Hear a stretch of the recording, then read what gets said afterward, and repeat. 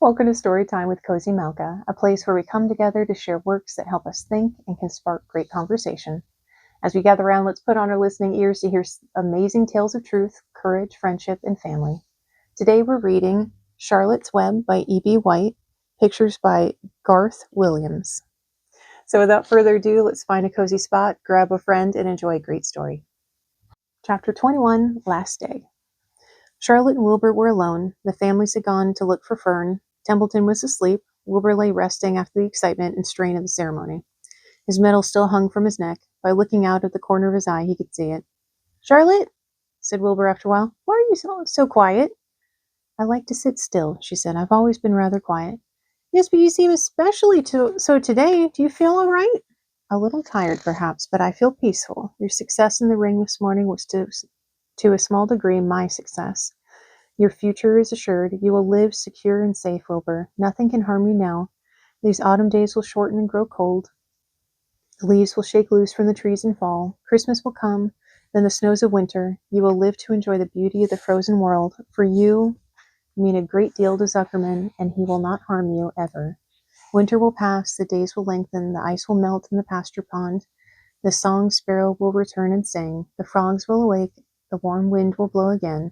All these sights and sounds and smells will be yours to enjoy, Wilbur. This lovely world, these precious days."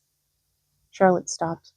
A moment later, a tear came to Wilbur's eye. "Oh, Charlotte," he said, "to think that when I first met you, I thought you were cruel and bloodthirsty." When he recovered from his emotion, he spoke again. "Why did you do all of this for me?" he asked. "I don't deserve it. I've never done anything for you." "You have been my friend," replied Charlotte. "That in itself is a tremendous thing. I wove my webs for you because I liked you. After all, what's a life anyway? We're born, we live a little while, we die. A spider's life can't help being something of a mess, with all this trapping and eating flies. By helping you, perhaps I was able to lift up my life a trifle. Heaven knows, anyone's life can stand a little of that." "Well," said Wilbur, "I'm no good at making speeches. I haven't got your gift for words, but you have saved me, Charlotte, and I would gladly give my life for you. I really would." "I'm sure you would, and I thank you for your generous sentiments." "Charlotte," said Wilbur, "we're all going home today. The fair's almost over. Won't it be wonderful to be back home in the barn cellar again with the sheep and the geese? Aren't you anxious to get home?" For a moment Charlotte said nothing. Then she spoke in a voice so low Wilbur could hardly hear the words. "I will not be going back to the barn," she said. Wilbur leapt to his feet. "Not going back!" he cried. "Charlotte, what are you talking about?" "I'm done for," she replied. "In a day or two I'll be dead. I haven't even strength enough to climb down into the crate. I doubt if I have enough silk in my spinnerets to lower me to the ground." Hearing this, Wilbur threw himself down in the agony of pain and sorrow. Great sobs racked his body. He heaved and grunted with desolation. "Charlotte," he moaned, "Charlotte, my true friend!" "Come now, let's not make a scene," said the spider. "Be quiet, Wilbur. Stop thrashing about." "But I can't stand it," shouted Wilbur. "I won't leave you here alone to die. If you're going to stay here, I shall stay too." "Don't be ridiculous," said Charlotte. "You can't stay here. Zuckerman and Lurby and John Arabo and the others will be back any minute now, and they'll shove you into that crate and away you'll go. Besides, it wouldn't make any sense for you to stay. There would be no one to feed you. The fairgrounds will soon be empty and deserted." Wilbur was in a panic. He raced round and round the pen. Suddenly he had an idea. He thought of the egg sack and the 514 little spiders that would hatch in the spring. If Charlotte herself was unable to go home to the barn, at least he must take her children along. Wilbur rushed to the front of his pen. He put his feet up on the top board and gazed around. In the distance he saw the Arables and the Zuckermans approaching. He knew he would have to act quickly. "Where's Templeton?" he demanded. "He's in that corner under the straw asleep," said Charlotte. Wilbur rushed over, pushed the strong snout under the rat, tossed him in the air. "Templeton!" screamed Wilbur. "Pay attention!" The rat, surprised out of a sound sleep, looked first dazed and disgusted. "What kind of monkey shine is this?" he growled. "Can't a rat catch a wink of sleep without being rudely popped in the air?" "Listen to me!" cried Wilbur. "Charlotte is very ill. She only has a short time to live. She cannot accompany us home because of her condition. Therefore, it is absolutely necessary that I take your egg sack with me. I can't reach it, and I can't climb. You're the only one who can get it. There's not a second to be lost. If people are coming, they'll be here in no time. Please, please, please, Templeton, climb up and get the egg sack." The rat yawned. He straightened his whiskers, and then he looked up at the egg sack. "So," he said in disgust. "So it's old Templeton to the rescue again, is it? Templeton do this. Templeton do that. Templeton, please run down to the dump and get me a magazine clipping. Templeton, please lend me a piece of string so I can spin a web. Oh, hurry, said Wilbur. Hurry up, Templeton. But the rat was in no hurry. He began imitating Wilbur's voice.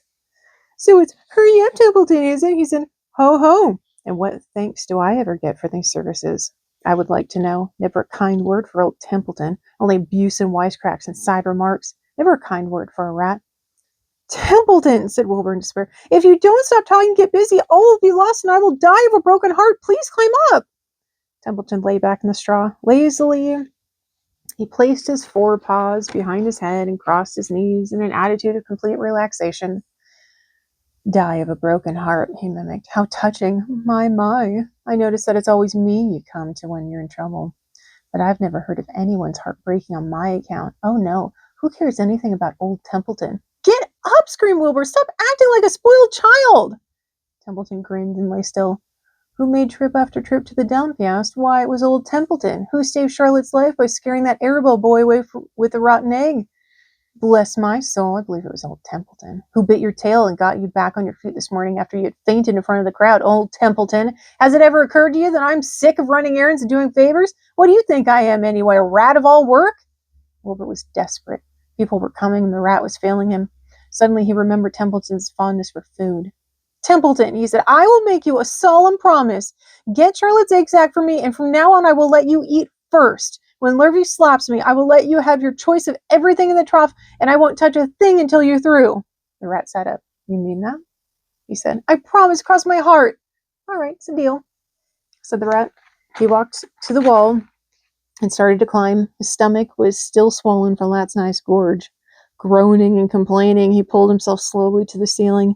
He crept along till he reached the egg sack. Charlotte moved aside for him. She was dying, but she still had strength enough to move a little. Then Templeton bared his long, ugly teeth and began snipping the threads that fastened the sack to the ceiling. Wilbur watched from below. Use extreme care, he said. I don't want a single one of those eggs harmed.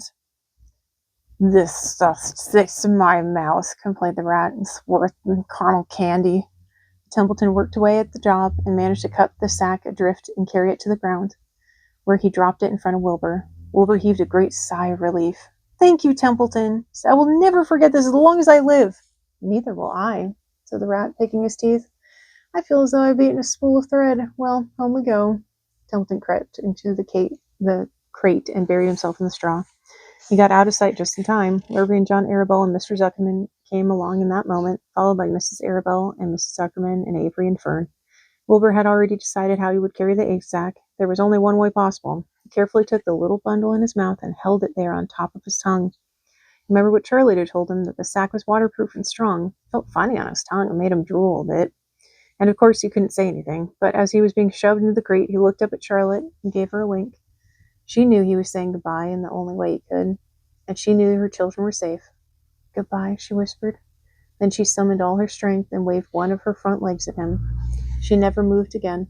Next day, as the Ferris wheel was being taken apart and the rat racehorses were being loaded into vans and the entertainers were packing up their belongings and driving away in their trailers, Charlotte died. The fairgrounds were soon deserted. The sheds and buildings were empty and forlorn. The infield was littered with bottles and trash. Nobody of the hundreds of people that had visited the fair knew that a gray spider had played the most important part of all. No one was with her when she died.